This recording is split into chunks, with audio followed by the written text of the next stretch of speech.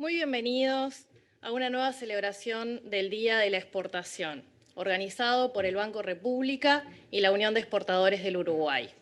Agradecemos a todos los que nos están acompañando desde distintos lugares del país, desde el exterior, en esta jornada, que tenemos la participación muy especial del presidente de la República, Luis Lacalle Pou, que está acompañado por la ministra de Economía y Finanzas, Azucena Arbeleche, y por el ministro de Relaciones Exteriores, Francisco Bustillo. En esta oportunidad vamos a hablar de la economía regional con dos expositores que van a estar participando desde Brasil y desde Argentina, Salvador Di Stéfano y Gustavo Segré. Antes de comenzar, queremos agradecer a los patrocinadores del Club de Patrocinadores de la Unión de Exportadores 2021, MSC, Montecom, Corporación Prácticos de Río, Montes del Plata, FedEx, UPM, Saman, Grupo RAS, Megalabs, Conaprole, Senda JBS, Apiter, Oxiteno, Adau, Schenker, Isusa y Banco de Seguros del Estado.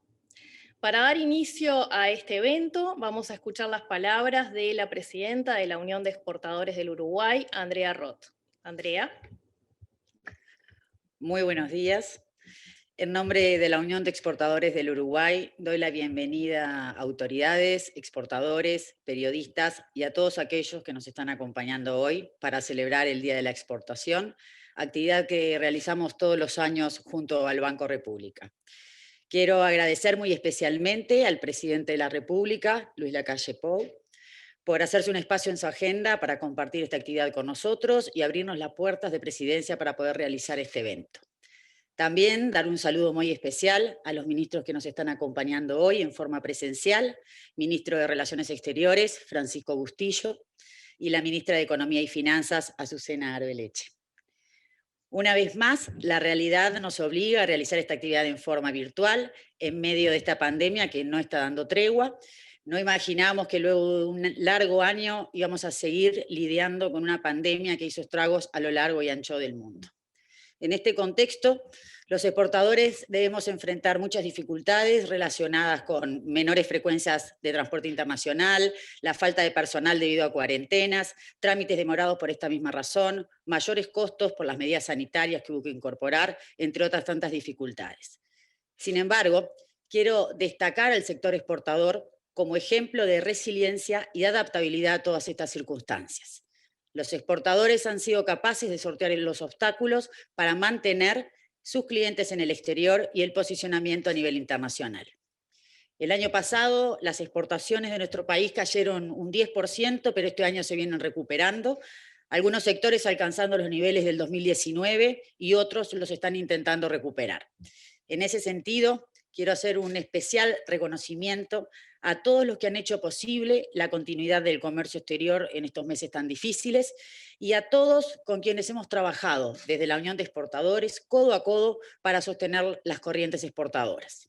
Y este reconocimiento incluye tanto a trabajadores como a empresarios, cadena logística, dependencias gubernamentales y a las embajadas.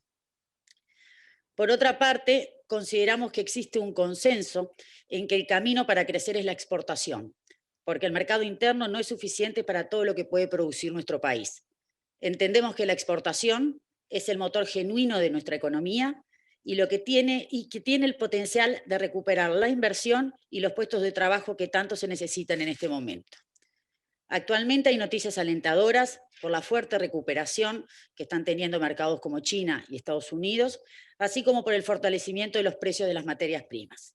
Sin embargo, la región se encuentra en una situación frágil y debemos prestar especial atención a lo que está sucediendo. Hoy, la mitad de las empresas exportadoras de bienes destinan algún porcentaje de su producción al Mercosur. Hay 250 empresas que solamente exportan al Mercosur y tenemos cerca de 400 empresas que colocan más de la mitad de su producción en los países vecinos. Y esto sin duda va asociado a los miles de puestos de trabajo que significa. Así de importante es la región y ni que hablar de lo que significa para el turismo como exportación de servicios. Y es por ese motivo que para conocer más a fondo sobre la realidad de Argentina y de Brasil, Hoy contamos con dos reconocidos analistas económicos que nos van a brindar un panorama de lo que está sucediendo en países vecinos y de lo que debemos esperar hacia adelante. Ahora bien, normalmente nos escuchan hablar acerca de la competitividad, de los costos que hay que bajar, de los trámites que hay que facilitar, de la inserción internacional que hay que profundizar y de los acuerdos comerciales que hay que firmar. Todo esto sigue muy vigente. Es parte de la agenda que estamos gestionando con las autoridades y es fundamental para que podamos superar estos momentos de tanta incertidumbre. Pero hoy quiero referirme al medio vaso lleno, referirme a lo que tenemos, a lo que valemos y al camino que tenemos que construir juntos para posicionarnos de mejor forma en este contexto internacional tan inestable, desafiante y muy complejo. El mundo pospandemia no será el mismo que conocíamos. Y no me estoy refiriendo al regreso a las actividades presenciales o a la movilidad, sino a cambios más profundos. La pandemia nos está dejando muchas enseñanzas y otra forma de ver la realidad. La humanidad hoy es mucho más consciente de los riesgos a los que está expuesta, y no solamente a nivel sanitario, sino a todos los niveles. Aparece una mayor conciencia acerca del cuidado del planeta, una mayor valoración de la calidad de los productos, de una alimentación saludable y de una mejor utilización de los desarrollos tecnológicos, entre tantos otros aspectos que podrán cambiar la forma de decidir, de consumir, de moverse y de vivir de las personas. ¿Qué consecuencias trae esto para la exportación? Y que probablemente haya que enfrentarse a mayores exigencias por parte de nuestros clientes, seguramente haya que certificar más, comprobar que trabajamos en forma amigable con el medio ambiente, demostrar que contemplamos criterios sociales, de equidad y de género, y puede que algunos no lo vean como una restricción, pero también podemos verlo como una oportunidad para demostrar una vez más que Uruguay puede generar bienes y servicios de calidad, confiables, seguros, capaces de satisfacer a los mercados más exigentes. Somos una nación reconocida por el cumplimiento de contratos, instituciones sólidas, estabilidad política y económica. Y esto hay que hacerlo valer. Ese es el medio balde lleno que quiero resaltar hoy, para no solo cuidarlo, sino también para potencializarlo, para que trabajemos juntos en este camino, en este cambio de época y por un sector exportador que traccione al país hacia otro nivel. Muchas gracias. Muchas gracias, Andrea Roth. Ahora es el turno del presidente del Banco República, Salvador Ferrer. En el mundo globalizado en que vivimos, la estrategia de inserción internacional de los países es un elemento clave, en particular para economías pequeñas como la nuestra. La apertura comercial al mundo es esencial para la estrategia de desarrollo y crecimiento del Uruguay. No solo por la generación de divisas para la economía local, sino también por la importancia de su aporte a la atracción de inversiones productivas, tanto extranjeras como domésticas, y con ello el aporte a la generación de empleo. Los exportadores son quienes nos permiten abandonar la idea de que somos un mercado pequeño y ampliar horizontes hacia el mundo. Y esto es tan relevante cuando hablamos de exportaciones de bienes, que son las 2/3 partes de nuestras exportaciones, como cuando hablamos de exportaciones de servicios. Y no me refiero solamente al turismo como exportación tradicional, sino al potencial que tienen nuestras exportaciones de servicios no tradicionales, es decir, todo lo que tiene que ver con las telecomunicaciones, los servicios profesionales y de consultoría, audiovisuales que han estado tan de moda en los últimos tiempos, y en particular las tecnologías de la información y las fintechs, en donde ejemplos impresionantes como el de dLocal, que en estos momentos está saliendo a cotizar en la Bolsa de Nueva York con una valoración de la empresa de más del 10% del Producto Bruto Uruguayo, nos da un contexto de la relevancia de este tipo de emprendimientos. Vaya si será muestra de nuestro potencial cuando miramos hacia el mundo. Me parece importante resaltar esto porque en tiempos donde el empleo es una preocupación principal del gobierno, estos sectores son además de los más intensivos en empleo de calidad y con alto grado de calificación. El 2020 fue un año particularmente difícil para el comercio mundial, tanto de bienes como de servicios. Ya lo mencionaba la presidenta de la Unión de Exportadores, en las exportaciones de bienes y servicios en Uruguay cayeron un 16% durante el último año. Fueron algo así como 2.800 millones de dólares que no ingresaron a la economía. El 2021 se presenta más alentador, de la mano de un proceso de vacunación que avanza con mucha fuerza en Uruguay y también en otros países del mundo, y sustenta las posibilidades de recuperación. Los desafíos persisten, pero el escenario internacional genera oportunidades para que Uruguay tenga una vez más en el sector exportador uno de los motores de la economía. La recomposición de la demanda global, en particular el dinamismo de China, hoy nuestro principal socio comercial, junto con los altos precios de nuestros commodities de exportación, configuran un escenario favorable para que las exportaciones de bienes empujen el crecimiento tras la pandemia. En los hechos, los datos que tenemos de los primeros 5 meses del año nos muestran que las exportaciones uruguayas han aumentado más de un 30% en valor, unos $1.000 millones adicionales a lo que habían sido los primeros 5 meses del año anterior, en buena medida de la mano de la recuperación de las exportaciones agroindustriales. No obstante, este camino hay dificultades. Tenemos un escenario regional complejo que implica un reto significativo para la recuperación de aquellos productores industriales que venden sus productos dentro de la región. Por otra parte, las exportaciones de servicios, en particular todo lo relativo al turismo, siguen enfrentando la adversidad. Y es ahí donde aparecen algunas de las líneas de acción que desde el gobierno y en particular desde el Banco República venimos desarrollando, por ejemplo, de la mano del SIGA Turismo, del SIGA Emergencia y el apoyo que se ha dado a los diferentes sectores. Ese doble rol de banco comercial y banco de desarrollo que le asignamos al Banco República tiene sin duda un rol muy importante en el apoyo al sector exportador. Hace un año atrás hablábamos aquí de la importancia que queríamos darle con la Unión de Exportadores a las pequeñas y medianas empresas. Decíamos que representaban algo más del 80% de las empresas exportadoras, pero solo menos del 10% de lo exportado.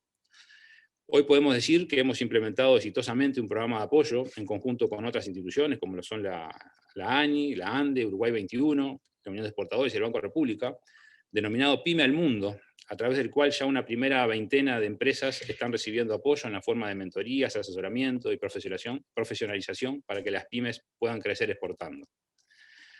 Finalmente, quiero hacer una referencia a esto que Andrea comentaba respecto a la preocupación por ayudar a la promoción de los principios para el empoderamiento de las mujeres, como conjunto de principios que promueven la igualdad de género y el empoderamiento de las mujeres en el lugar de trabajo, en el mercado y la comunidad, y que constituyen parte importante de la Agenda de Desarrollo Sostenible de las Naciones Unidas. Creemos que es importante en esta temática, en primer lugar, generar conciencia y evaluar cómo podemos medir esta dimensión de igualdad de género desde la óptica del sistema financiero y desde el Banco República liderarlo. A partir de ello, al igual que venimos haciendo con otras dimensiones, como lo medioambiental y el reconocimiento de las exportaciones verdes, podremos premiar el esfuerzo exportador de aquellas empresas que apoyan decididamente estos principios relativos al empoderamiento de las mujeres como una dimensión bien relevante dentro de los principios como la protección del medio ambiente, lo social y el gobierno corporativo. Muchas gracias.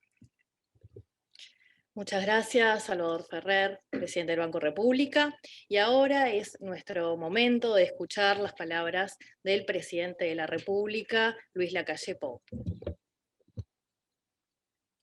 Muy buenos días, un saludo especial para todos los exportadores, en nombre de quien habla, de la ministra de Economía, del ministro de Relaciones Exteriores, del secretario de Presidencia, que también está acá con nosotros, y de todo el gabinete. Agradecer y reconocer el trabajo de la Unión de Exportadores, en Andrea y en todo el equipo. Para nosotros es un socio fundamental en el desarrollo del país. Hemos tenido varias reuniones y otras vendrán tratando de mejorar las cosas a priori estructurales y grandes, pero también las chicas. La cabeza de nuestro gobierno está en potenciar nuestro mercado, está en facilitar los trámites y también en abordar estructuralmente los precios de producir, de industrializar, de proveer servicios en nuestro país. Toda esa cadena es importante y es de preocupación. Hace pocos días veíamos la fragilidad de lo que es el comercio exterior cuando un buque se atravesaba en un canal y veíamos una retroexcavadora tratando de hacer funcionar de nuevo al mundo. Así que esa imagen que en todos nosotros quedó grabada habla de lo preciso y de lo cercano que hay que estar en todos los temas. Me permito simplemente puntualizar un par de ellos. Como bien decía Andrea y Salvador, en un momento auspicioso de los precios. Lo que no debe llamarnos a engaño. Seguramente tengamos un tiempo más o menos extenso de los precios de las materias primas. Eso, lejos de hacernos relajar y quedarnos tranquilos, es el momento para hacer los cambios estructurales para cuando los precios no sean tales. El gobierno se ha embarcado decididamente en un compromiso que hizo en la campaña electoral, que es abrirse al mundo. Primero porque confiamos en Uruguay y confiamos en los uruguayos. Nos gusta jugar en cancha grande, no queremos cancha chica y protegida. Queremos cancha grande y así ya lo ha demostrado los uruguayos individualmente cuando salen al mundo. Salvador hablaba del primer unicornio de Local. Ayer de noche recibía mensaje de cuánto había cotizado, de cuánto se había invertido. Y eso es un claro ejemplo que el uruguayo tiene las condiciones para salir adelante. El gobierno lo tiene que ayudar. Saben muchos de ustedes que estamos en plena negociación por el tema del Mercosur, sobre el cual se ha generado una falsa dicotomía. Estaría bueno escuchar a nuestros vecinos argentinos y brasileños al respecto. Acá no se trata de pegar el portazo ni alejarse. Estamos íntimamente vinculados, no solo geográficamente, sino también con nuestras costumbres, con nuestros orígenes, y además, sin perjuicio de lo que decía Andrea, que ha bajado nuestro comercio dentro de la zona, sigue siendo un lugar en el cual comerciamos y sobre todo que podemos mejorar muchas veces solo atenuando los trámites burocráticos. Por eso Uruguay le está diciendo a los socios del Mercosur, vamos a jugar contra el resto del mundo, vamos a salir a los países que hoy son socios estratégicos y los que aún todavía no lo son. Andrea refería a China, notoriamente el 30% de las exportaciones de nuestro país van a China y creemos que ahí hay que fortalecerlas. Hay que fortalecerlas en cantidad, hay que fortalecerlas en cantidad y hay que fortalecerlas con respecto a la diferencia de precios que tenemos con otros países que exportan lo mismo que nosotros. Estamos hablando de los temas arancelarios. Y ahí nosotros tenemos una meta clara y vamos a percutir, primero con nuestro socio del Mercosur, como todos ustedes saben, el Mercosur decide por consenso, y después golpeando puertas en el mundo. Al mismo tiempo, le hemos tratado de imprimir al gobierno cierta velocidad, porque también se trata de apagar incendios. Algunos problemas que surgen en alguna industria o en algún sector específico tienen que tener una cancillería presta para hacer las cosas. La verdad que contamos con una red de embajadores en el mundo que están siempre dispuestos a golpear las puertas y solucionar los problemas que no salen en la tele, que no salen en los diarios, pero que se dan y afectarían a nuestro país. Tenemos una vocación muy fuerte de mejorar el transporte y la logística. Estos días nos ha tenido con la Unión de Exportadores y con otros agentes económicos discutiendo cuál es el puerto del futuro. Quizá tengamos matices, saco el quizá, tenemos matices. Lo que está claro es que el puerto del futuro, sea cual sea su configuración jurídica, el gobierno ya tomó una decisión amparado en la ley y en las conveniencias nacionales de que tiene que ser eficaz y eficiente.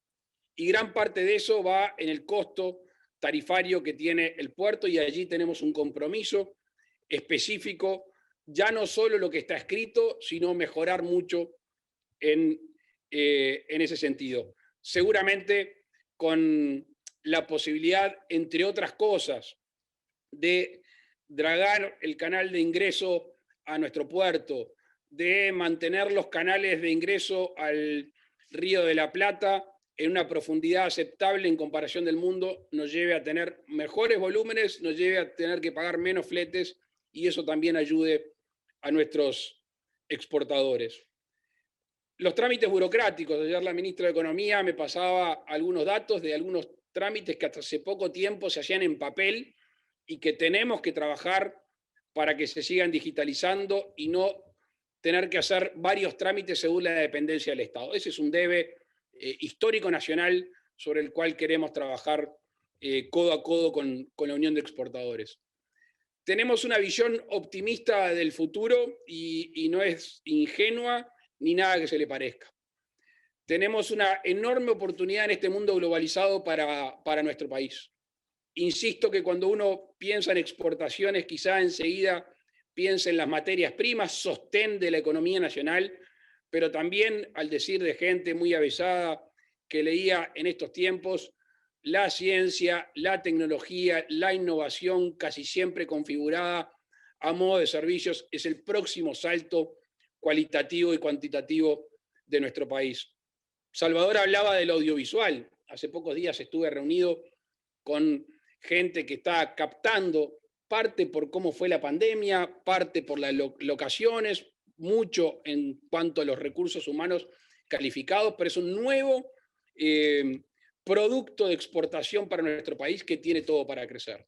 En fin, mucho para conversar, mucho para hablar, mucho más para conversar y para hablar fuera de cámaras, como lo hemos hecho con la Unión de Exportadores, que reitero, es un socio estratégico para nuestro país. Nuestro país quiere jugar en cancha grande, tiene una noción histórica de eso y el futuro, por supuesto, que nos espera. Les mando un abrazo para todos. Muchas gracias, presidente. Gracias por estos minutos que nos han dedicado tanto el presidente de la República, Luis Lacalle Pou, como la ministra de Economía, Azucena Arbeleche, el ministro de Relaciones Exteriores, Francisco Bustillo, y el secretario de Presidencia, Álvaro Delgado. Ahora vamos a pasar a las exposiciones de los expositores invitados. Vamos a tener la participación primero de Salvador Di Stéfano, que es analista económico especializado en agropecuaria de Argentina, dirige una consultora de negocios e inversiones, es conferencista, periodista y está conectado desde Rosario, Argentina. Y como en esta oportunidad no vamos a tener un espacio para preguntas, yo voy a iniciar este diálogo con Di Stéfano con algunas interrogantes. Tenemos, bueno, grandes desafíos para Argentina en los próximos meses. Argentina venía tratando de salir de una crisis y llegó la pandemia. Entonces, la pregunta es, ¿qué margen de maniobra ve usted, Salvador Di Stéfano, en cuanto al gobierno argentino para poder manejar esta crisis económica y sanitaria? ¿Y qué puede esperar Uruguay en materia de comercio, de turismo, para los próximos meses, cuando esperemos se puedan levantar las restricciones sanitarias? Así que le damos el espacio a Salvador Di Stéfano desde Argentina. ¿Qué tal? ¿Cómo les va? Buen día. Buen día, señor presidente de Uruguay. Buen día a toda la audiencia que nos está escuchando. Muchísimas gracias por la convocatoria a la Cámara de Exportadores. Lo primero que voy a empezar es desde el mundo hacia América Latina. El mundo vivió entre el año 2008 y 2020 un estancamiento secular, con lo cual, si tomamos las estadísticas de la CEPAL para toda América Latina, fue el momento de menos cantidad hemos recibido muy poca inversión, digamos, en toda nuestra región en los últimos años.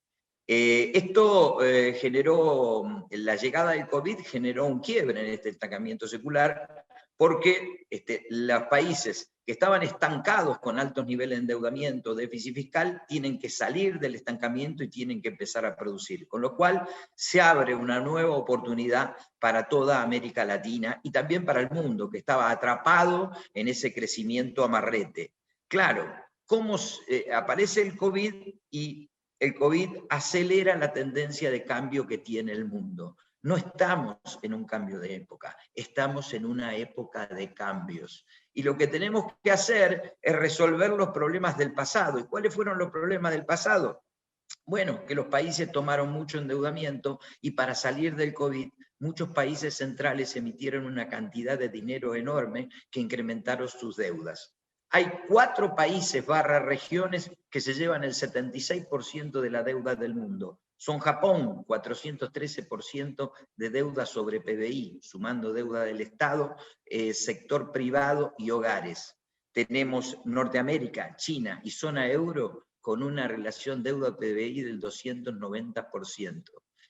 Sumado el déficit, el nivel de deuda que tiene el mundo desarrollado y la gran emisión que se llevó adelante, es muy probable que tengamos un mundo con más inflación, más tasa de interés, y en ese mundo tengan más oportunidades el mundo emergente. En lo que hace a la Argentina, para ir metiéndonos en el tema, Argentina tiene una relación de deuda PBI del 125,6%. Es una de las deudas más bajas del mundo. ¿Por qué? Bueno, no es ningún atributo propio, es que no nos prestan. El Estado tiene una deuda del 101,9% del PBI, pero les cuento una cosa, somos el país del planeta con menos deuda del sector privado, que se lleva a 19 puntos de PBI, y menos deuda del sector hogares del 5,2% del PBI. ¿Qué quiere decir esto? Que de cada 5 pesos de deuda que hay para Argentina, 1 es para el sector privado y 4 es para el Estado.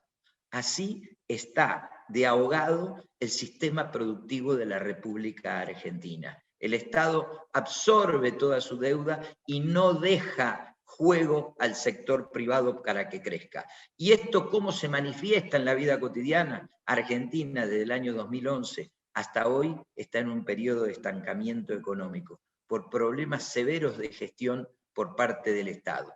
Un Estado que, si yo lo llevo a nuestra vida más cotidiana, tomo el año 2017, Argentina fue el último año que creció. Si yo tomo base 100 2017 y tomo el PBI a diciembre del 2020, Argentina cayó 14%. O sea que, digamos, estamos en base 86.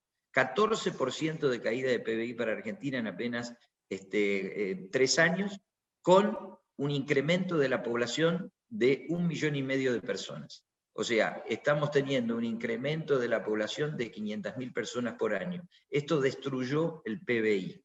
Esto destruyó la actividad económica. Nos va a costar muchísimo tiempo volver al nivel del PBI del 2017.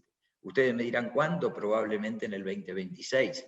Ahora, ¿cuál es el problema? Es que de aquí al 2026 seguramente se incorporen otros 2 millones de personas y el PBI per cápita cada vez va a ser más bajo, con lo cual Argentina empieza a ubicarse en un nivel más pobre como país.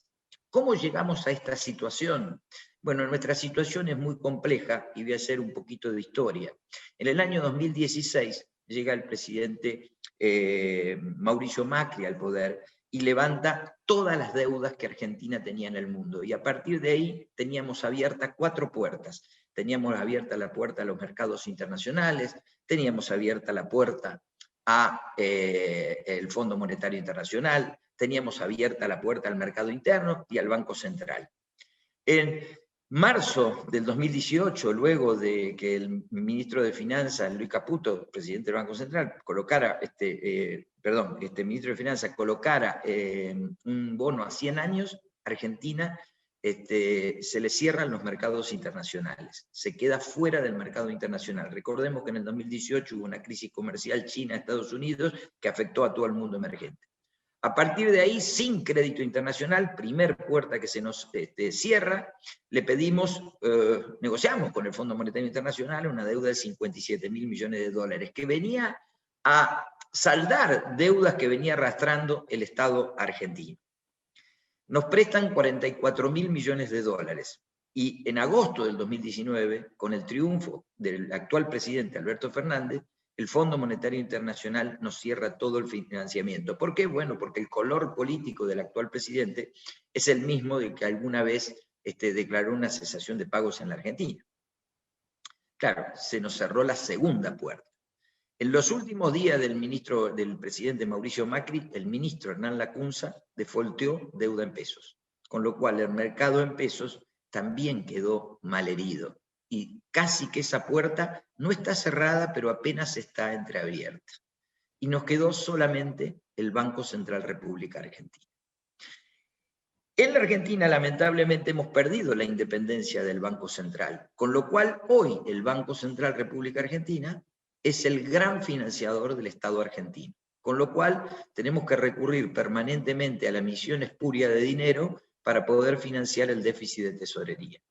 El déficit de tesorería que había quedado un tanto equilibrado cuando Mauricio Macri deja la presidencia, pero producto de la pandemia llegamos a un déficit de tesorería, yo diría, estrafalario. ¿Por qué? Porque aquí cambian las cuentas que hay que comunicarle al mundo. Porque nosotros tenemos un déficit primario que es la diferencia entre ingresos y egresos. Ahora, también a eso le tenemos que sumar los intereses que pagamos de tesorería. Pero también hay que sumarle a ese número los intereses que pagamos del dinero que nos presta el Banco Central. Si tomamos todo ese número, el déficit fiscal de la República Argentina equivale a 10 puntos de PBI. Si uno toma el conjunto de la deuda en pesos de la República Argentina, es el 35% del PBI. Si uno toma que la deuda argentina en pesos, de cada 5 pesos de deuda en pesos, 4 al Estado y 1 va al sector privado, prácticamente no tenemos motor de crecimiento. Y ese es el grave problema que tiene la República Argentina. Estamos ahogados en déficit y no tenemos motores de crecimiento a la vista. Y si uno va a la vieja fórmula del PBI y trata de ver cómo es el PBI argentino, nosotros tenemos PBI es igual a consumo privado más consumo público más inversión más exportación menos importación. Si uno va al consumo privado, en la Argentina representa el 64% del PBI. Hoy no hay alternativa para que ese consumo privado crezca. ¿Por qué? Bueno, porque los privados no tienen crédito, porque hemos quedado con un gran desempleo, porque el salario real ha sido destruido por el flagelo de la inflación. En la Argentina hace desde el mes de octubre que la inflación viaja a un promedio del 4% mensual, y nosotros creemos que por este error de política macroeconómica de unificar la tesorería con el Banco Central, es muy probable que empecemos a viajar a niveles de inflación del 5 o 6% mensual. No vemos posibilidades de que el consumo privado, que repito, es muy alto, el 64% del PBI, nos pueda generar crecimiento. Voy a consumo público. Consumo público es 16 puntos de PBI. O sea, entre consumo privado y consumo público consumimos el 80% del PBI. O sea, todo es consumo. Un país que todo lo que produce se lo consume, básicamente tiene muy pocas posibilidades de crecer. El consumo público tampoco, digamos, genera crecimiento, porque básicamente el 90% del presupuesto es gasto social, o sea que el multiplicador es extremadamente bajo. Nosotros no tenemos un gran gasto de capital que sí multiplica. Entonces, no vemos un crecimiento que el gasto público aporte crecimiento a la Argentina. Vamos a las inversiones. La inversión es 13 puntos de PBI. Los países que crecen como China, que crecen a un ritmo del 6,5% de PBI, invierten 45 puntos de PBI. Estados Unidos, que dentro de todo venía creciendo antes de esta crisis a niveles del 2%, invertía 17 puntos de PBI. Argentina invierte 13 puntos de PBI, o sea que ni siquiera alcanza para amortizar la inversión preexistente. Con lo cual, ¿qué nos está pasando en Argentina?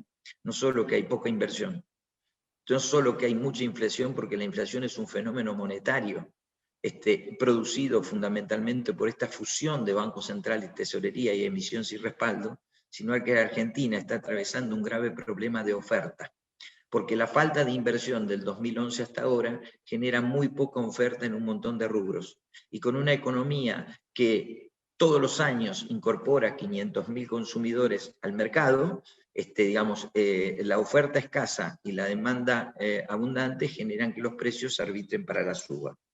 Si voy a la exportación, bueno, la exportación estamos bien. ¿Y por qué estamos bien? Bueno, son 18 puntos de PBI. Y esto mucho tiene que ver el precio de las materias primas que exportamos. Pero recuerden ustedes que nosotros somos extremadamente dependientes de nuestra soja, harina de soja y aceite de soja, que somos líderes en el mundo. Con lo cual, casi que dependemos de la soja para el 60% de los dólares que ingresan al país, y también dependemos a la soja como motorizador de nuestras exportaciones. Las exportaciones son 18 puntos de PBI, y como en Argentina no tenemos crédito externo, solamente nos financiamos por la balanza comercial, las importaciones son entre 14 y 15 puntos de PBI, con lo cual estamos, el motor que realmente tira, la diferencia entre exportación e importación es 3 puntos de PBI, con lo cual es un motor muy chiquito para empujar un avión tan grande. Es un Hércules en donde solamente, digamos, el motor que tira el 3% de la potencia es el que funciona bien y el resto funciona mal. Entonces, ¿cómo vamos a tener la economía argentina en los próximos años? Planeando.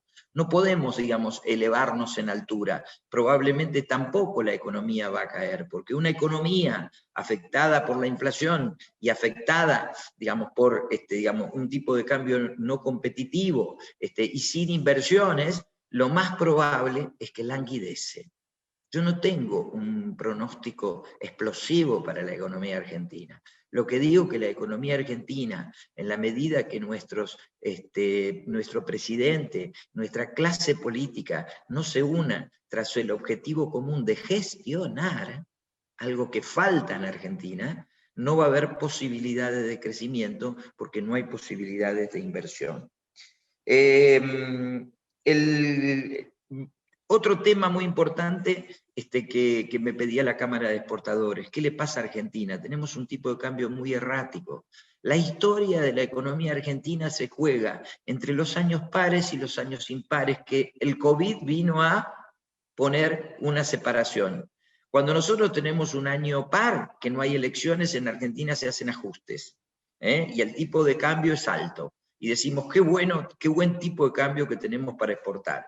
Cuando vienen los años impares que tenemos elecciones, el gobierno se dedica a atrasar el tipo de cambio para mostrar una mejora en el poder adquisitivo de salarios. Y ahí tenemos un tipo de cambio que no nos acompaña para exportar. Con lo cual, el empresario argentino necesita un psicólogo, porque durante 12 meses está entusiasmado para exportar y 12 meses, digamos, está atrasado para importar.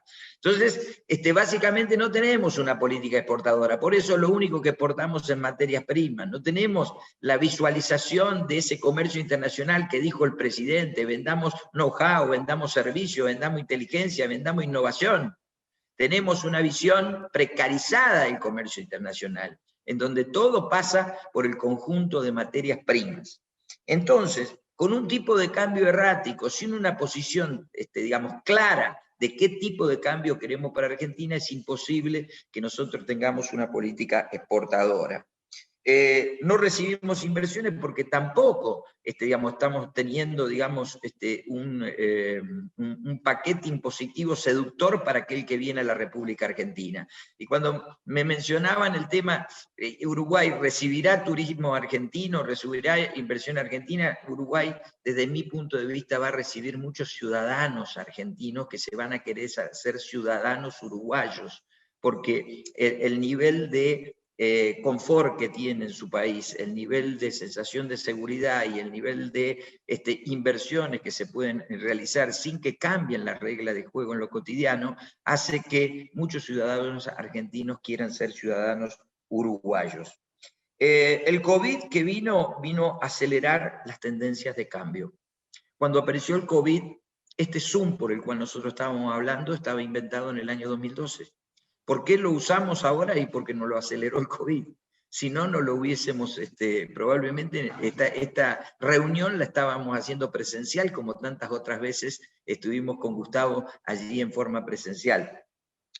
El COVID es como una inundación, me gusta decir a mí, porque mientras uno atraviesa la inundación, está preocupado por el agua, pero cuando el agua baja, realmente ahí se nota cómo han quedado los riesgos dentro de un país. Y yo creo que hoy estamos en medio de la inundación y en Argentina todavía no hemos visto cómo han bajado las aguas para poder enfrentar el problema.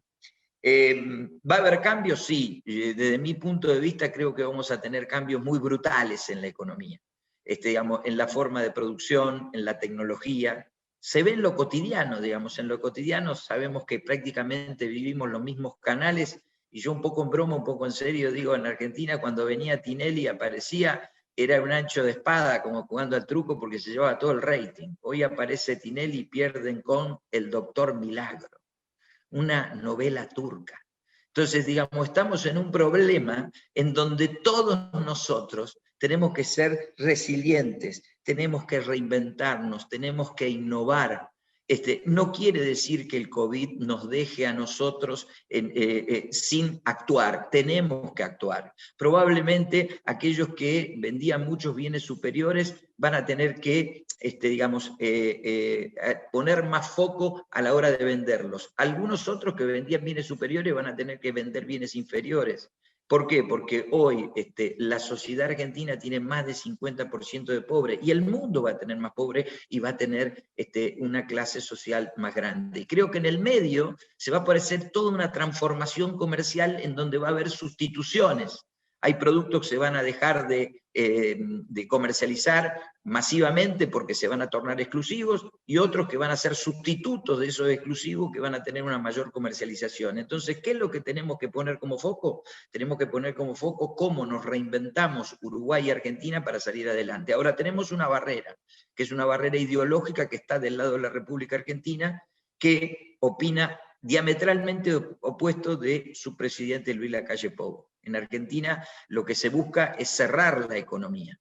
En la República Argentina hemos llegado a la locura de cerrar las exportaciones ganaderas. En lugar de abrir la puerta a la producción, cerramos la salida de productos que nosotros tenemos en nuestro país. Algo que se da de patada con cualquier país del mundo, porque cualquier país del mundo que quiere venderle a otro. En Argentina, el verdadero problema de la ganadería argentina es que el criador no nace un nuevo ternero. Nosotros tenemos 14 millones de terneros y faenamos 14 millones de animales gordos. El problema de la exportación, no, tenemos que hacer más terneros. ¿Y qué hace el gobierno? Desconociendo lo que pasa en el aparato productivo argentino, cierra las exportaciones, que es prácticamente un blooper risueño para otros países, y yo creo que Basterra, que es nuestro ministro de Agricultura, es la persona que más hace por la ganadería uruguaya, paraguaya, brasilera, porque básicamente perdemos clientes en el mundo en manos de nuestros países vecinos. Y después decimos que no queremos ir al mundo y que no tenemos que integrar el Mercosur. Entonces, ¿qué le pasa a Argentina? Está desenfocado. ¿Qué es lo que necesita Argentina o qué tenemos que seguir Argentina para crecer? Bueno, Argentina necesitaría definir un modelo de país.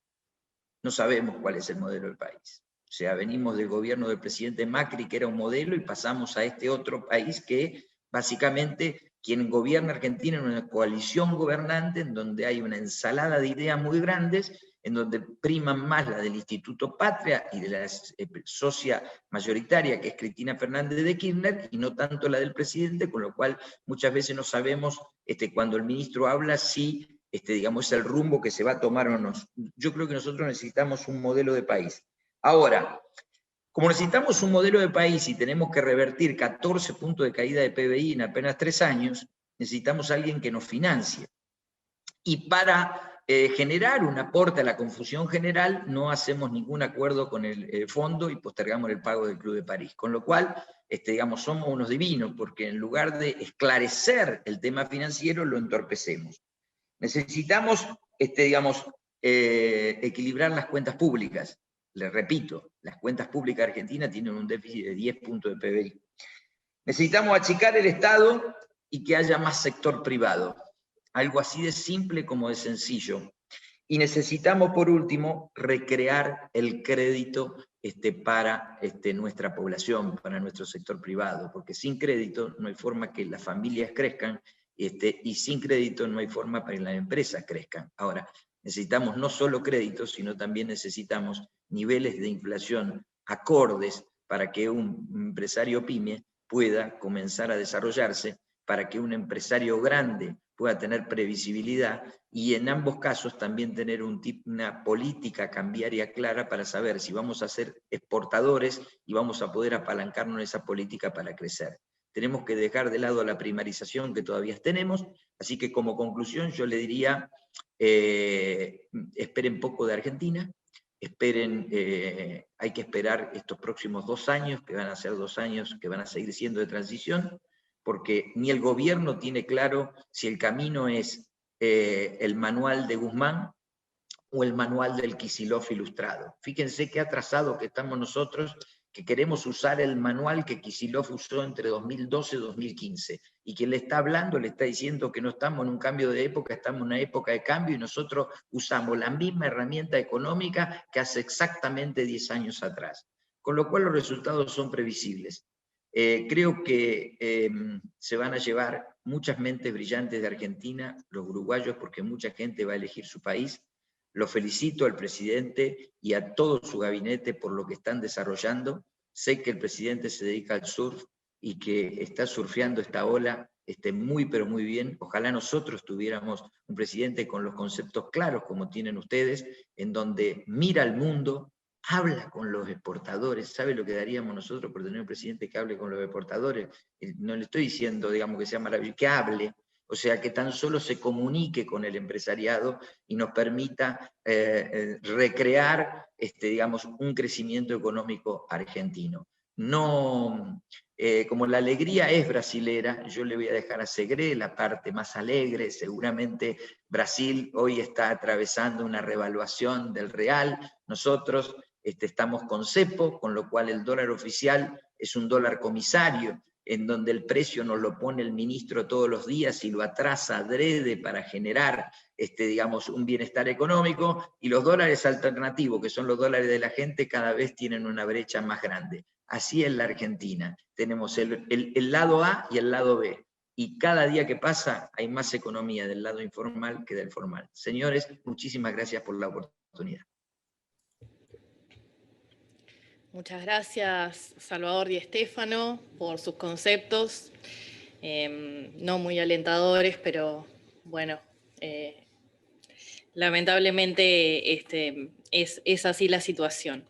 Bueno, ahora vamos a seguir con la exposición de Gustavo Segre, que también es argentino, que hace 30 años que está radicado en Brasil, es socio director de Center Group Internacional.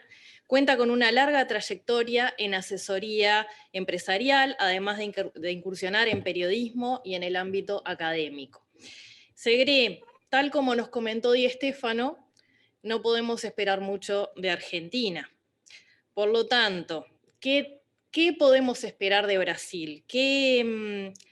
¿Brasil le puede dar el impulso a la región que tanto necesitamos? ¿Cuáles son los principales desafíos que está viendo? ¿Cómo se están manejando? ¿Y cómo cree que Brasil puede lograr dar respuestas a las críticas ambientales o las dificultades que estamos teniendo hoy para firmar el acuerdo Unión Europea-Mercosur y otros acuerdos que puedan venir? ¿Qué nos puede decir de esa parte? Gustavo, lo escuchamos. Bueno, buenos días a todos, muchas gracias por la invitación, un saludo para Salvador, un saludo para todos aquellos que están presenciando este evento y un agradecimiento y felicitaciones especiales al presidente de la República, Luis Lacalle Pou, y a todo su equipo, que como decía recién Salvador, nos encantaría escuchar las palabras que el presidente Lacalle Pou ha dicho a los argentinos, y en alguna medida uno escucha algo parecido en términos económicos de aquellos que residimos en la República Federativa de Brasil. Después de la catarata de optimismo que Salvador nos dio de Argentina, voy a tratar de pasarles algunas informaciones un poco con mayor esperanza. Pero si me permiten, voy a compartir con ustedes un material que nos va a acompañar en el orden de lo que quiero transmitirles hoy, que ya les adelanto, son buenas noticias, y no son solamente buenas noticias en la foto de Brasil, sino en cómo pueden los exportadores uruguayos aprovechar esas informaciones para poder hacer negocios, que es lo que nos interesa a todos. Entonces, voy a compartir con ustedes un minutito nada más, que ya vamos a estar aquí con la... Aquí estamos. A ver si ahora ustedes están viéndolo. Yo no consigo ver exactamente lo que ustedes ven, pero estimo que... Sí, perfecto. Bueno, primero obviamente también feliz día de la exportación. Es un día de por sí maravilloso para cualquier país, porque la exportación debería ser uno de los traccionadores del empleo y de la producción más importante de cualquier nación. ¿Cómo está hoy Brasil? Vamos primero a lo político. Bolsonaro hoy, con muy mala imagen, que no le preocupa. Bolsonaro no mira las encuestas electorales o de imagen para determinar políticas públicas. Creo que eso es bueno, porque cuando uno mira la encuesta para levantar la imagen del presidente, solamente puede ver acciones populistas, y claramente Bolsonaro de populista, al menos hacia la izquierda, tiene poco y nada, por no decir nula participación populista.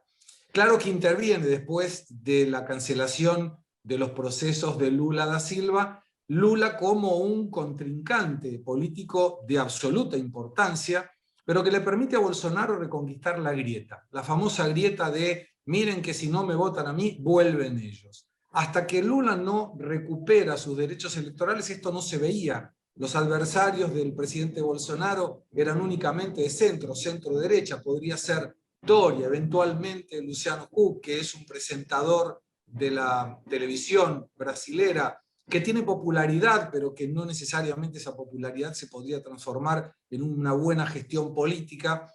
Y cuando Lula recupera sus derechos electorales, le da un impulso a los simpatizantes de Bolsonaro y a aquellos que no agrada en el voto la izquierda, porque después de 6 años la Corte Suprema de Justicia descubrió que el foro, la dirección de los procesos contra Lula, no debían haberse hecho en Curitiba, tendrían que haber sido en Brasilia. Pero pasaron 6 años, en algunos de los procesos 3 instancias, primera instancia con sentencia, segunda instancia con sentencia confirmatoria, tercera instancia con sentencia confirmatoria, y ahí un juez de la Corte Suprema levanta la mano y dice, nos equivocamos, no era Curitiba, era Brasilia.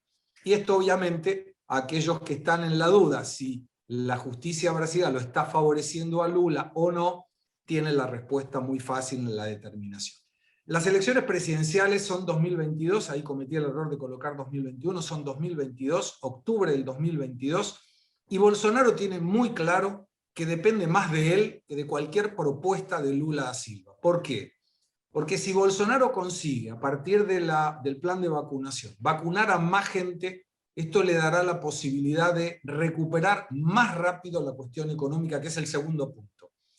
Los 2 pilares fundamentales para la reelección de Bolsonaro, vacunación y crecimiento económico. Desde que Bolsonaro consiga, si esto le fuera posible, mantener un poco calma su verborragia, que sabemos quienes vivimos y quienes escuchamos a Bolsonaro, no es una situación muy fácil de contener. Y ahí entra como un participante secundario, pero fundamental, el centrón, el centro de la política.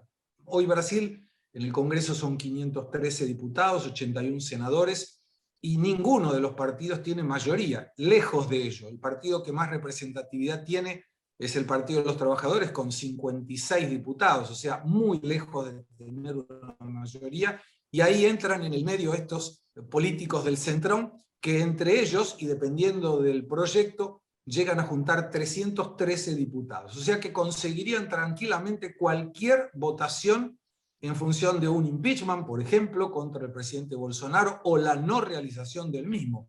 Y ahí está la base fundamental en la importancia de la política de Brasil en este centro. Hay que prestarle mucha atención a los partidos que identifican el centro de esta política. Y dicen centro no porque sean partidos de centro, sino porque están en el centro entre la grieta, de la izquierda de Lula da Silva y la derecha de Bolsonaro. Pero vamos a hablar de economía, y acá es donde empiezan a mejorar los indicadores. Estos son datos muy recientes, son de ayer. El Producto Bruto de Brasil en general creció el 1.3% en el primer trimestre del 2021 en relación al último del 2020, pero el punto fundamental es el crecimiento de 1% en relación al primer trimestre del 2020, que es un trimestre prepandémico. O sea, no había ningún impacto de la pandemia en la economía brasilera, y el primer trimestre de este año, en el medio de la pandemia, fue 1% superior al trimestre del mismo periodo del año pasado, en el momento en que no se afectaba la pandemia dentro de lo económico. La actividad industrial cayó el 1.2% en abril respecto de marzo, pero cuando comparamos con abril del año anterior, 2020, era el peor momento de la pandemia en ese momento, porque recrudecían los cuidados, las restricciones sugeridas a la circulación y la reducción de la actividad económica, porque no se sabía cuánto podía durar el aislamiento y demás. El crecimiento fue del 1.1. Quiere decir que Brasil ya pasó hasta ahora al menos por todo el tsunami de la pandemia en cuestiones económicas. Y miren este dato, solamente enero-abril 2021 se crearon 1 millón de nuevas empresas, micro y pequeñas. Y uno podría decir, sí, son micro y pequeñas, pero la microempresa en Brasil permite una facturación de hasta $80.000 al año. Y la pequeña empresa es un poquito menos de $1 millón al año. Y estoy seguro que muchas empresas que nos están mirando estarían muy felices de poder facturar $1 millón al año en procedimientos nuevos. No son empresas que ya existían. Este número, el año pasado, 2020, fueron 2.400.000 empresas en todo el año. Y cuando observamos el empleo, solamente en el mes de abril se crearon 120.935 puestos de la economía formal, y en lo que va del 2021, enero, abril, 957.889 nuevos puestos de trabajo. Los críticos podrían decir que cuando uno analiza estos datos no reflejan lo mismo que cuando alguien lee el índice de desempleo. Y es oportuno aclarar que el índice de desempleo, que realmente es muy elevado en Brasil, 14.5, 14.6, esto identifica la cantidad de gente que busca trabajo y no consigue. Y cuando la economía crece, habitualmente la gente que no tiene trabajo se anima a buscar trabajo y por eso crece el índice de desempleo, no obstante que se generan nuevos puestos de trabajo. A diferencia de Argentina, por ejemplo, que no hay una tasa de desempleo tan alta porque la gente, sabiendo que no consigue, no busca empleo y eso puede de alguna manera ensuciar el indicador. Cuando uno analiza qué es lo que puede ocurrir en Brasil en el año 2021, tenemos una inflación proyectada del 5.3%, y si hay alguien de Argentina que nos esté mirando, no se entusiasme. Esto es anual, no es mensual, como para poder decir, Brasil está peor que la República Argentina. El año pasado fue 4.5, y totalmente de acuerdo a lo que decía Salvador, hay una expansión clara en el consumo, una disminución en la oferta, y cuando la oferta baja o la demanda sube, o ambas cosas al mismo tiempo, hay un aumento característico de los precios de los activos. Esta inflación proyectada nos lleva a pensar en el concepto monetario que Brasil va a tomar algunas acciones, entre ellas ya las está tomando. La última línea es la tasa de interés de referencia, Selic, que en este momento está en el 3,25%, y que presuponemos va a tener aumentos también significativos a lo largo del año, pudiendo llegar al 5.75% al año. Es una tasa referencial, es la tasa que le paga el Banco Central a los bancos por todos los encajes, pero no deja de ser una relación importante para analizar. El crecimiento del Producto Bruto Interno, hay diversas visiones. La que coloco aquí es la reciente de la OCDE, 3.7%, aumentó en relación a la última proyección. Nuestra visión es que el crecimiento va a ser mayor. De hecho, algunos de los bancos más optimistas están BofA, por ejemplo, 5.2% de crecimiento proyectado, Banco Itaú, 5% de crecimiento proyectado para este año 2021. Somos un poco más moderados, pero entendemos que sería totalmente posible un crecimiento entre el 4 y el 5% de la economía brasilera, que no solo permitiría recuperar el 4.05 del año pasado de retracción, sino que colocaría a Brasil en una recuperación total de la pandemia en apenas un año. Y el tipo de cambio, que la proyección del informe Focus del Banco Central lo coloca en 5.30, en este momento está 5.08, una de las menores cotizaciones de este año 2021, y esto habida cuenta de varios factores, uno de ellos el crecimiento terrible de las exportaciones, con un superávit comercial que vamos a ver en minutos, y que claramente cualquier sobra de dólares entre lo que un país exporta y lo que un país importa deja de ser claramente oferta, es oferta de dólares para el mercado local.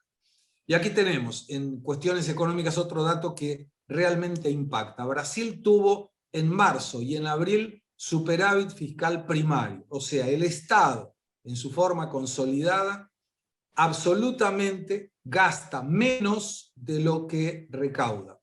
Y esto es un dato muy importante para cualquier nación, sobre todo en un momento como la que vive cualquier país de la región en términos pandémicos. Brasil tuvo 957 millones de superávit primario en marzo y 4.664 millones de dólares de superávit en abril.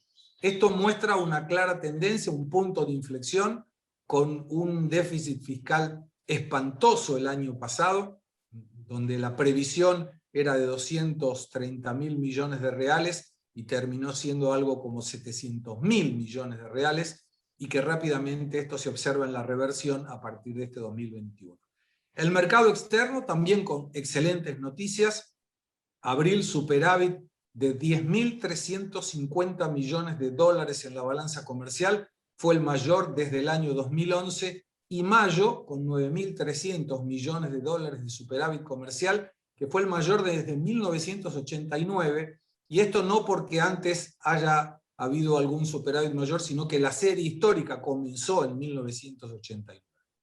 La previsión de este año, récord total de exportaciones, 270.000 millones de dólares.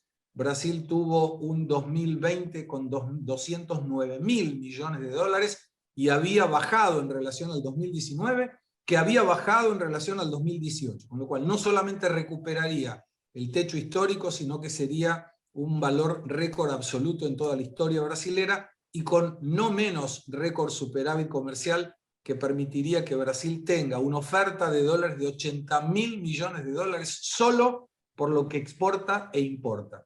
Cuando a esto le agregamos el dato de las inversiones directas del exterior, la previsión de este año, y ahí vuelvo a tratar de hacer una especie de comparación con los datos que compartía Salvador, en la inversión directa del exterior productiva, o sea, no es especulativa, serán 60.000 millones de dólares. Sumando los dos, 140.000 millones de dólares que Brasil recibirá en un único año como oferta de dólares. Cuando uno analiza las inversiones desde el punto de vista local, ya las empresas brasileras más importantes han comprometido 30.000 millones de dólares de inversiones para este año. Y ahí cierro con otro dato alentador, que es una disminución del impacto proporcional de la deuda pública respecto del PBI. A final del año 2020 era el 89.1 y en abril resulta el 86.7. Claro que todo esto dice, bueno, pero Brasil tiene una escala, 212 millones de habitantes. Sí, pero ahí es donde cuadra lo que mencionaba perfectamente el presidente Lacalle Pou, y permítanme una opinión sincera con los amigos de Uruguay. En el momento que las elecciones presidenciales de Uruguay lo dan por ganador al presidente Lacalle Pou, todos aquellos que acompañamos el comercio exterior sabíamos que el Mercosur sería diferente. ¿Y esto por qué? Porque hasta ese momento teníamos un país hacia la liberalidad del mercado, que era el gobierno de Bolsonaro con su ministro Guedes, un país hacia el cierre del mercado, que era Argentina con el gobierno del presidente Fernández, y un país que con mucho silencio y con mucha humildad está haciendo las cosas muy bien, que es Paraguay, colocado en un centro que podía acompañar tranquilamente una o la otra visión, si bien que su corazoncito estaba más hacia la libertad económica. Ustedes saben que el Mercosur no tiene votos por actividad económica, por cantidad de población, por PBI, por nada. Son 4 votos exactamente igualitarios al margen de cualquiera de los indicadores de cada uno de los países. Y cuando asume el presidente Lacalle Pou, para nosotros, quienes defendemos la libertad económica, era una bocanada de esperanza, porque el Mercosur podría tranquilamente hacer ese guiño hacia la derecha y hacia la libertad económica que tanto deseamos, con una cuestión muy simple. No era una cuestión ideológica, era una cuestión de sentido común.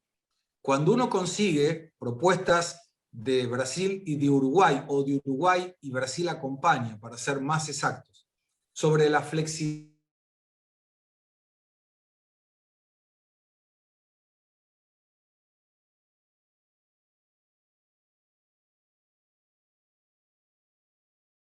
por citar un ejemplo, puede. Esta es la unión aduanera, no obstante que imperfecta, donde o vamos los 4 juntos o no va nadie. Y ahí había un problema estrictamente de macroeconomía y de ideología de Argentina. Decía, yo no quiero ir con los socios que ustedes proponen.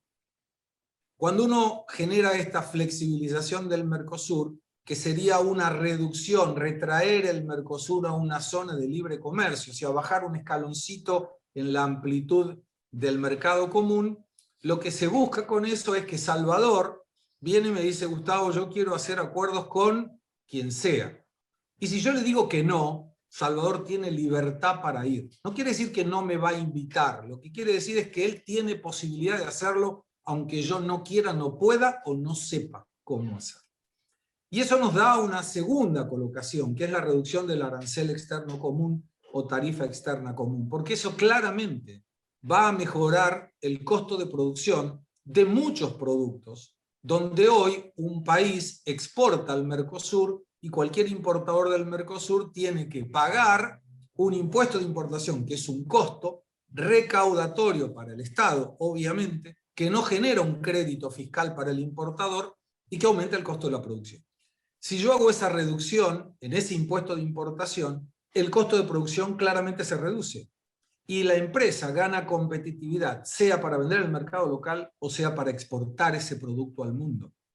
Y eso es lo más importante que tiene esta reducción del arancel externo común. Permitir que productos que no son producidos en los países del Mercosur tengan la opción de ingresar al país sin el pago de tributo. Claro, ¿por qué Argentina es tan insistente con que no se haga esta reducción?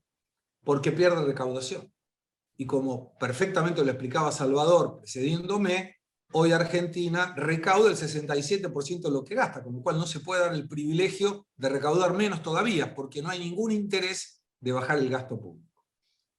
¿Qué es lo que podemos hacer ahora? Uruguay, Paraguay, Brasil, es aprovechar estas oportunidades por el giro diplomático argentino, que en realidad no es un giro diplomático del propio gobierno, es un giro diplomático de la diplomacia natural, normal y sensata de cualquier parte del mundo que Argentina no está teniendo, y que aquellos que exportan saben la dificultad que cualquier exportador tiene de perder un mercado por culpa del Estado. Cualquiera de ustedes exporta a cualquier parte del mundo con una dificultad terrible, con una inversión muy grande, con un trabajo de mejora de competitividad, de salir a vender el producto, de promover el producto en el mundo, y de repente el gobierno le dice, no podés exportar más. Pero no sabés el trabajo que me da esto. Lo lamento en el alma. Peor aún, sin tener ninguna efectividad en el contenido práctico de esta medida. Una medida totalmente desnecesaria. Pero cuando Argentina cierra por 30 días la exportación de carne, cualquier exportador que tenga condiciones en Uruguay, en Paraguay, en Brasil o en cualquier parte del mundo, Australia, sin ir más lejos, levanta la mano y dice, yo tengo la carne que no te vende Argentina, yo te la puedo dar.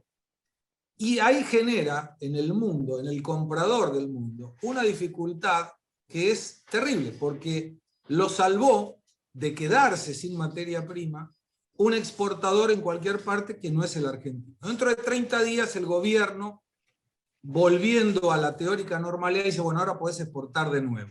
Y el comprador en el mundo le va a decir, yo te pido disculpas, exportador argentino, pero yo no podía generar que la gente no coma más carne porque Argentina no me exportaba.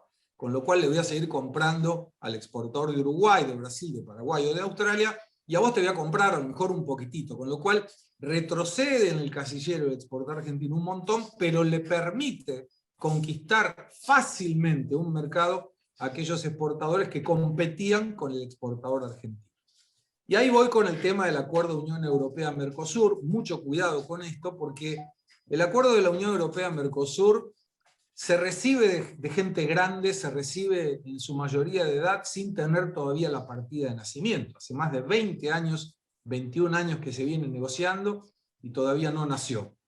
Y ahí hay un detalle que creo es importantísimo, que dependerá mayoritariamente de Brasil, que tiene que ver con los recursos ambientales, con la protección del Amazonas, y ahí entra también esta teimosía, este capricho del presidente Bolsonaro de atribuirle la problemática al mundo y no a Brasil, y puede sí demorar o complicar el cuadro de la negociación, sobre todo con países como Francia y Alemania.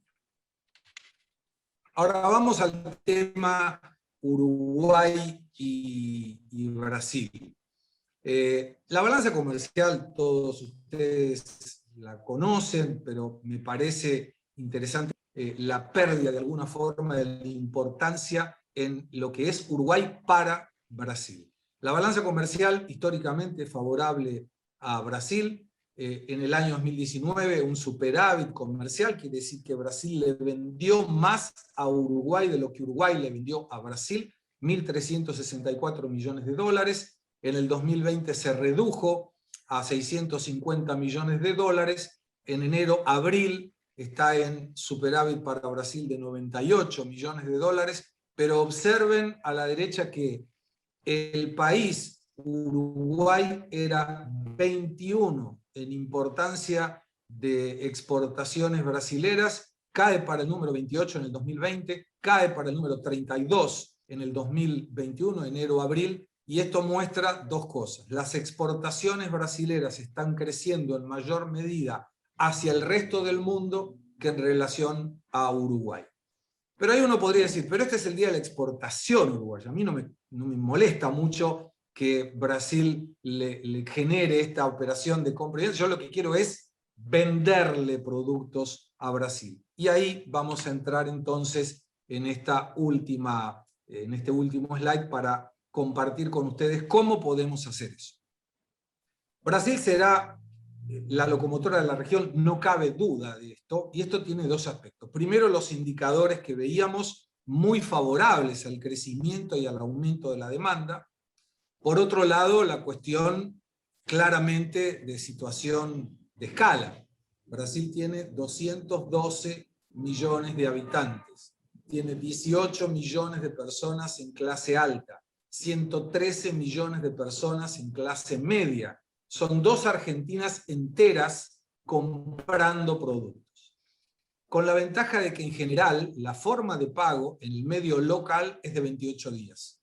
Quiere decir que alguien que en Brasil compra a una empresa brasilera le paga en promedio en 28 días.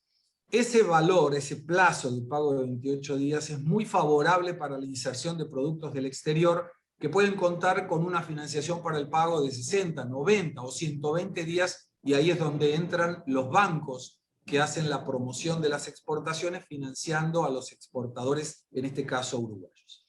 Quien quiera negociar con Brasil debe considerar tres aspectos fundamentales, y aquí es donde el desarrollo en la cultura brasilera es totalmente diferente a lo que ustedes van a encontrar en otras partes del mundo. Tiene que ver con tributos, tiene que ver con la legislación, y fundamentalmente tiene que ver con la cultura.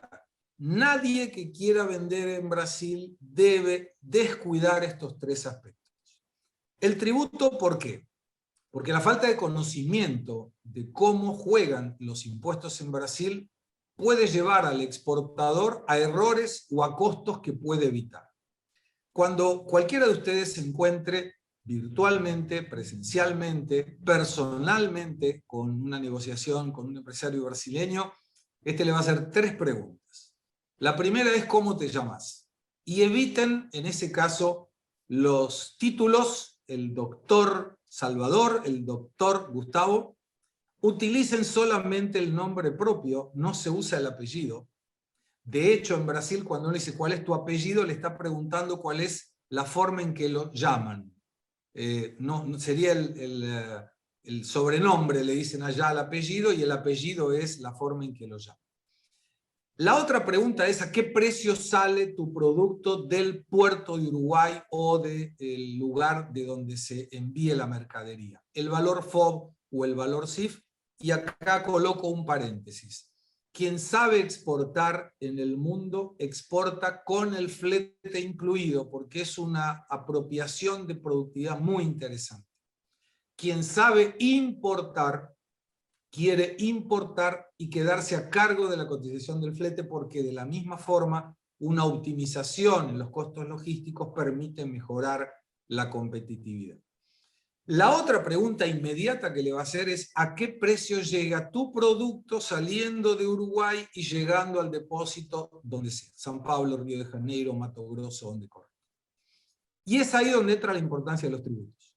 Porque cuando uno hace ese cálculo, no puede decir más o menos tanto, y debe considerar que el ICMS, parecido al IVA, se calcula por adentro del producto, que el IPI, que es un impuesto nacional, impuesto a la producción industrial, se calcula por afuera del producto, que además están las contribuciones sociales, PIS y COFINS, que son dos contribuciones sociales que son de recaudación nacional y que se consideran dentro de la factura, pero no tienen identificación de créditos fiscales, no obstante son, y esto muestra una complejidad que no es fácil de entender, pero que es fundamental para poder hacer la cotización y poder defender la productividad de esa propuesta comercial. En el término de la legislación, tiene vínculo estricto con lo que uno puede o no puede hacer. Y hay un viejo dicho de un juez brasilero que, hablando en una conferencia, me dice: Estados Unidos tiene todo permitido menos lo que está prohibido. En Alemania está todo prohibido menos lo que está permitido. Y en Brasil, para muchos empresarios, todo está permitido, inclusive lo que está prohibido. Y ahí es donde juega una situación compleja, porque la legislación es clara para quien la hizo y es confusa para quien la lee. Y ese tema de legislación abarca, por ejemplo, si hay una necesidad de licencia de importación, puede ser previa al embarque o previa al despacho. Si es previa al embarque, el exportador no puede mandar la mercadería hasta que el importador en Brasil le dice: embarcá que ya tengo la licencia, porque si no eso genera demoras, multas y costos que el importador brasileño le va a querer repasar al exportador de Uruguay. Por otro lado, las situaciones vinculadas a legislaciones con registros de productos, que es una clara pendencia del Mercosur, donde un producto que tiene necesidad de registros en Uruguay debe registrar nuevamente el mismo producto en Brasil. Algo absurdo después de 30 años del Mercosur, pero es correcto que siga existiendo y sigue existiendo esta temática. Y ahí me detengo rápidamente y concluyo con esto en la cuestión cultural. ¿Y por qué la cuestión cultural? Porque ustedes se van a encontrar que en el mundo del comercio exterior, estamos hablando de 323 a.C., cuando el fallecimiento de Alejandro el Grande, empiezan los fenicios y los atenienses a salir por los mares del mundo llevando productos para venderle a otro. La definición más simple del comercio exterior: uno produce, un canal logístico y uno que compra.